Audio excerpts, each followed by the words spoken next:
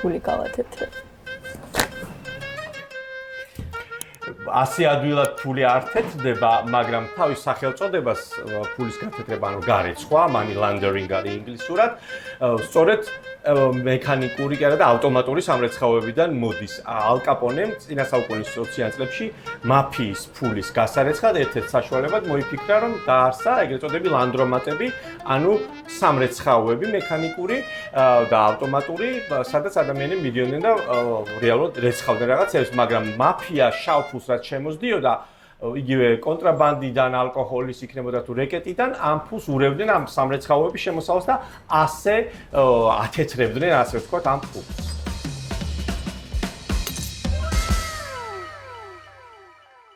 საერთოდ რა არის ეს ფულის გათეთრება, რა პროცესებია?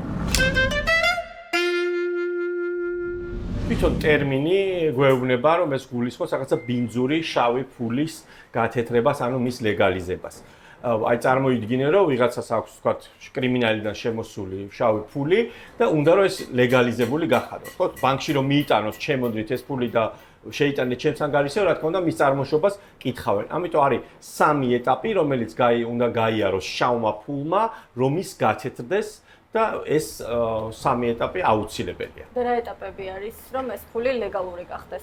ხო. პირველი ეტაპი ეს არის განთავსება, ანუ შავი ფული რამე ბიზნესში, ლეგალურ საქმიანობაში უნდა აღმოჩნდეს, ხო? მეორე არის შენიღვა, ანუ უნდა მოხდეს ისე ამ შავი ფულის თეთრთან, ვთქვათ, ანუ ლეგალურ ფულთან შერევა, რომ ვერ მიხვდეს, ვთქვათ, გამომძიებელი თუ რა წარმოშობის არის ფული. შეიძლება რამდენიმე ანგარიშზე გადარიცხვა მოხდეს და ბევრი ტრანზაქცია ერთობლივად რომ კვალი აირიოს და შემდეგი არის უკვე ინტეგრაცია, ანუ როდესაც შავი ფული უკვე გათეთრებული და ლეგალური სახით უბრუნდება მის პირვანდელ ფლობელს. ანუ ვინც გაათეთრა ეს ფული, ის უკვე ლეგალურად იბრუნებს ამ ფულს უკან და შეუძლია რომ უკვე რაღაცა ლეგალურ საქმიანობაშიც ჩადოს და ამისთვის, რა თქმა უნდა, ფულის გასათეთრებლად სხვადასხვა გზებს იყენებს. ესე იგი, არალეგალურად ნაშოვნი შავი ფული თეთრდება და მერე იდება ბიზნესში. კი, შეიძლება ბიზნესში ჩაიდოს და ამიტომ არის ძალიან დიდი პრობლემა შავი ფული ქვეყნის ეკონომიკისთვის, იმიტომ რომ ის ფულის გათეთრება ასაზრდოებს ნარკობიზნესს, კრიმინალს, იარაღით ვაჭრობას, პროსტიტუციას, სხვადასხვა შაუბნიელ საქმიანობას და კრიმინალურ საქმიანობას და დიდი პრობლემაა ზოგადად ქვეყნის ეკონომიკისთვის. რეალურად ფულის გათეთრება, როგორც დანაშაული, ცნობილია 80-იანი წლების ბოლოდან. ბანკებმა მის წინააღმდეგ აქტიური ბრძოლა და სახელმწიფოებმა დაიწყეს უფრო 90-იანი წლების დასაწყისიდან. შეიქმნა სხვადასხვა დეპარტამენტი ბანკებში, ასევე სხვადასხვა სამთავრობო უწყებები, რომლებიც აკონტროლებდნენ ფულის წარმოშობას, ასევე ბანკებს უნდა გაერკვიათ მათი კლიენტის არ მხოლოდ პირადობა დაედგინათ, არამედ მისი შემოსავლის წყაროები, რომ იმ შემთხვევაში თუ ის თავის პროფილზე უფრო მეტ ფულს შეიტანდა ბანკში, რომ იმ წუთშივე მივხვდარიყვნენ, რომ საქმე შესაძლოა ქონოდათ რაღაც შავ ფულთან და კრიმინალთან.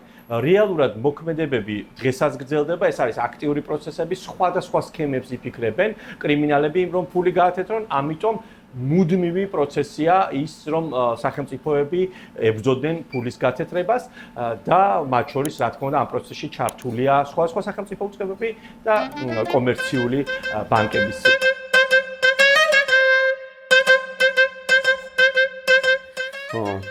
რა ქნეს მაგათმა? მიყვარს პიცა. მოიცადე. რა შუაშია პიცა ფულის გათეთრებასთან? დაგირეკა მოიცა. ხო, შეიძლება სასაცილო ჟღერს, მაგრამ პიცერიებში ფული თეთრდებოდა ერთ დროს. 1970-იან და 80-იან წლებში იტალიურ მაფიას ამერიკაში ჰქონდა პიცერიების საკმაოდ დიდი ქსელი, ათეულობით პიცას აკონტროლებდა, სადაც თეთრდებოდა ჰეროინის გაყიდვიდან შემოსული შავი ფული. საკმაოდ დიდი ხნის განმავლობაში გრძელდებოდა ეს ფულის გათეთრება, ანუ პიცერიის შემოსავალს ურევდნენ ამ შავ ფულს, ასე ვთქვათ და დღის ბოლოს უკვე შექონდათ ბანკებში როგორც პიცერიის შემოსავალი და იქ რა თქმა უნდა აყალდებოდა რაღაც საბუთები თითქოს მართლა პიცის გაყიდვიდან და პიცერიის შემოსავალი იყო ეს შავი ფულიც.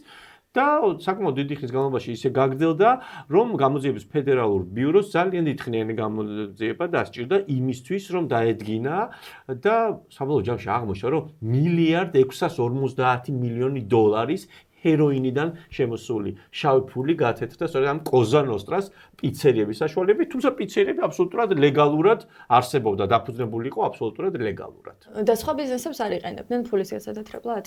მათაც ჰქონდათ რა თქმა უნდა სხვა ბიზნესები, მაგრამ ამ ხრივ განსაკუთრებით გამორჩეული იყო სამხრეთ ამერიკული ნარკოკარტელები, კოლუმბიო, თქვათ იგივე მედელინის კარტელი, ესკობარის, ელ ჩაპო გუსმანის, სინალუას კარტელი, რომლებმაც აი ფულის გათეთრება შეიძლება თქვას ხელოვნების დონეზე აიყვანეს. ძალიან ბევრ ბიზნესს ფლობდნენ, ისინი იმპორტიორებს უხურდავებდნენ ფულს, ან ამერიკიდან შემოგქონდათ რაღაც საქონელი, რადგან ძალიან ჭარბი დოლარი ჰქონდათ. ხო, წარმოიდგინეთ კვირაში ასეულობით მილიონი დოლარი შემოდიოდა შავი ფული, რომელსაც ჭირდებოდა გათეთრება. მათ შორის იყენებდნენ მექსიკის ფილიალებს, საკმაოდ დიდი მსხვილი ბანკების. და ერთ-ერთი მეთოდი, რასაც იყენებდნენ, ასევე იყო, რომ მცირე თანხა შეჰქონდათ საბანკო ანგარიშებზე რა, $10,000-მდე რომ ეჭვი არ გამოიწვია და ამისთვის ყავდათ ათეულობით ადამიანი, რომლებსაც ეძახიან სმურფებს. ცნობილი მულტფილმთან რა კავშირში არ ვიცი, მაგრამ სმურფებს კი ეძახიან ამ ადამიანებს, ვინც ამ საქმით არიან დაკავებული, რომ ეს შავი ფული შეაქვთ ანგარიშებზე, მაგრამ მცირე მოცულობით, რომ ბანკმა არ იეჭოს, რადგან თუ შენ დიდი ფული შეგაქვს, როგორც ვიცით, რა თქმა უნდა, ბანკს კი იმ წუთშივე გეკითხება ფულის წარმომავლობას. ასევე წარმატებით იყენებდნენ ვალუტის გადახურდავებას და თქვა პესოს ყიდულობდნენ, დოლარით ან ახურდავებდნენ და საავტო ჯიხურებსაც ფულის გათეთრებისთვის ეს სამხრეთ ამერიკული ნარკოკარტელები აქტიურად იყენებდნენ. ანუ ლეგალურად ჰქონდათ ათეულობით ბიზნესი ამ კარტელებს, რა ვიცი, იმპორტი, ტექნიკის შეძენა, სხვადასხვა ბიზნესი, რომლის საშუალებითაც ფულს ათეთრებდნენ და მათ შორის იყო საავტო ჯიხურებიც, სადაც ახურდავდნენ პესოს და დოლარს და ამის საშუალებით ათეთრებდნენ ასევე ფულს, სწორედ საავტო ჯიხურების საშუალებით.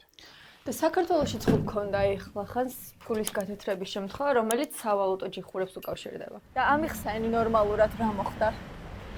სხვათა შორის მაგასთან დაკავშირებით მეც ბევრი კითხვა მაქვს. ოფიციალურ ვერსიას გიყვები. ერთ-ერთ საავტო ჯიხურში გადახურდავდა დაახლოებით 58 მილიარდი რუბლი, ჯერჯერობით ერთი ადამიანია მხოლოდ დაკავებული და პროკურატურა გვიყვება, რომ ეს რუბლები შემოდიოდა აზერბაიჯანიდან საბაჟოს გვერდის ავლით, კონტრაბანდული გზით და აქ ისე ხურდავდებოდა 3 წლის განმავლობაში, რომ ვერავინ გაიგო და საბოლოო ჯამში საქართველოს ეკონომიკის თითქმის 2%-ია ის თანხა, რაც დახურდავდა ამ პერიოდში.